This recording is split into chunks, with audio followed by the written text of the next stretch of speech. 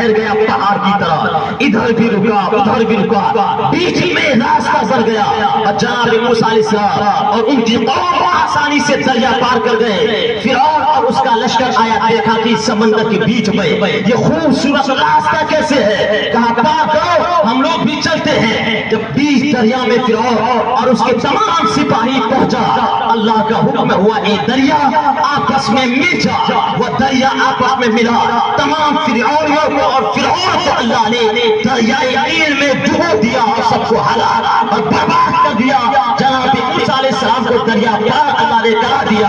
پھر کیا ہوا، فرعون کہنے لگا آمنتو برب موسیٰ و ہارون، میں ایمان لاتا ہوں موسیٰ ہارون کے رب پر۔ اللہ نے کہا اب ایمان لانے سے کوئی فائدہ نہیں ہوگا، اس سے پہلے تجھے مہلت دی گئی، تجھے ڈھیل دی گئی، لیکن تو گھمنڈ کرتا رہا، تو تکبر کرتا رہا، لیکن اب تیرے جسم کو ہم سلامت رکھیں گے تاکہ آنے والی قوم تجھے دیکھ کے یاد کریں گے کہ یہ فرعون تھا جو خدائی کے مقابلے جو خدا کے مقابلے میں کھڑا ہوا تھا۔ اللہ نے اس کے جسم کو سلامت رکھا ہے۔ آج بھی فرعون کی ڈیڈ باڈی مصر کے عجائب خانے میں رکھا ہوا ہے اور تاریخ کی تمام کتابوں میں لکھا ہوا ہے یہ وہ فرعون ہے جو خدا کے مقابلے میں کھڑا ہوا اور اللہ نے اسے دریائے نیل میں ڈوبو کر ختم کر دیا ہے۔ اور جو اللہ کے مقابلے میں کھڑا ہوتا ہے، جو لوگوں پر ظلم زیادہ کرتا ہے، اس کا انجام یہی ہوتا ہے۔ تو گھبرانے کی ضرورت نہیں ہے، اللہ کی مدد آتی ہے، تھوڑی دیر سے آتی ہے، تاخیر سے آتی ہے، لیکن اللہ کی مدد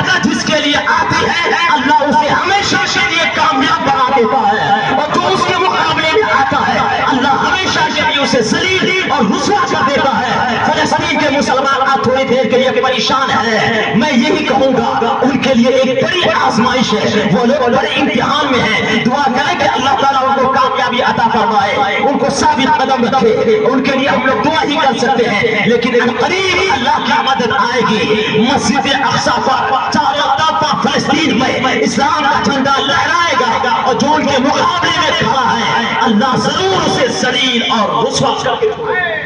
اللہ کی مدد آتی ہے، دیر سے آتی ہے، تاخیر سے آتی ہے، پہلے اللہ اس قوم کو آزمائش میں امتحان میں ڈال دیتا ہے، پھر اللہ کی مدد آتی ہے۔ جب اللہ کی مدد آتی ہے تو اللہ ہمیشہ کے لیے اس کو کامیاب بنا دیتا ہے، اور جو اس کے مقابلے میں کھڑا ہوتا ہے اللہ ہمیشہ کے لیے اسے ذلیل اور رسوا کر دیتا ہے۔ جناب ابراہیم علیہ السلام نمرود کو سمجھاتے رہے، نمرود بھی خدائی کا دعویٰ کیا تھا، لیکن پلان بنا کر ان لوگوں نے آگ میں ڈالا، وہ آگ کئی مہینے تک اس میں لکڑیاں جمع کی گئی، کئی مہینے تک آگ کو سلگایا گیا۔ جب آگ کے شعلے آسمانوں سے باتیں کرنے لگے تب جناب ابراہیم علیہ اللہ کو آگ میں ڈالنے کی بات کہ اب آگ میں ڈال دیا جائے۔ آگ میں ڈالنے سے پہلے تمام مخلوق آنسو بہا رہی تھی، یا اللہ تیری مدد پہنچ جائے تاکہ تیرا خلیل آگ میں جلنے سے بچ جائے، لیکن اللہ آزماتا رہا، امتحان لیتا رہا۔ آگ تیار ہو رہی ہے، جناب ابراہیم علیہ السلام تبلیغ کا کام کر رہے ہیں، اللہ تعالیٰ کی وحدانیت کا پیغام دے رہے ہیں، آگ ان کے لیے تیار کی جا رہی ہے کہ اس آگ میں ابراہیم خلیل اللہ کو ڈالا جائے گا، لیکن اس سے پہلے مدد نہ آئی۔ جب ابراہیم خلیل اللہ کو آگ میں ڈال دیا گیا تب اللہ کا حکم ہوا قلنا یا نار کونی بردا وسلاما علی ابراہیم، اے آگ ابراہیم کے حق میں ٹھنڈی اور سلامتی والی بن جائے۔ پھر آگ ٹھنڈی بھی ہو گئی، سلامتی والی بھی ہو گئی۔ پھر ابراہیم علیہ السلام 40 دنوں کے بعد کپڑے جلنے، جسم جلنے کی بات تو دور ہے، آپ کا کپڑا تک بھی نہیں جلا۔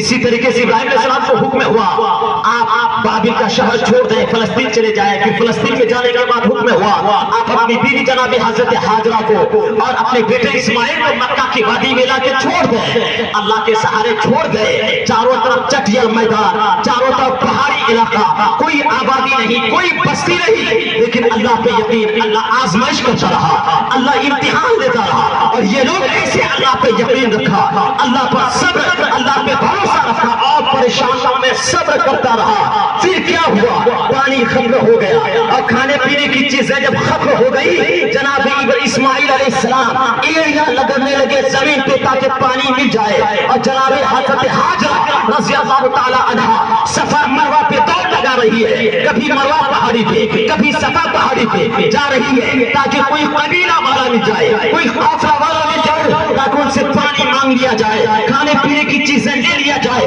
تاکہ میرے بیٹے اسماعیل کی جان بچ جائے. 7 چکر لگانے کے بعد دیکھا کوئی راستہ نہیں ہے, بے ہوش ہو کے پہاڑ پہ گر پڑی. پھر اللہ آزمائش کیا, امتحان لیتا رہا. وہ کہہ سکتی تھی کہ میں ابراہیم خلیل اللہ کی بیوی ہوں, یا اللہ تیرے پیغمبر ابراہیم وہ تیرا خلیل ہے, تو میرے لیے مدد کو بھیج دے. نہیں, اللہ پہ یقین, اللہ پہ بھروسہ کیا, صبر کرتا رہا. پریشانی آئی, پریشانیوں کو جھیلتا رہا, لیکن اللہ پہ یقین, زبان پہ کوئی شکوہ شکایت نہیں. 7 چکر لگانے کے بعد پھر اللہ کا حکم ہوا, فرشتوں کے سردار جبرائیل امین آ گئے. جناب اسماعیل ایڑی لگل رہے تھے, فرشتوں کے سردار جبرائیل امین نے اپنا پر مارا تو زمزم شریف کا چشمہ کر گیا.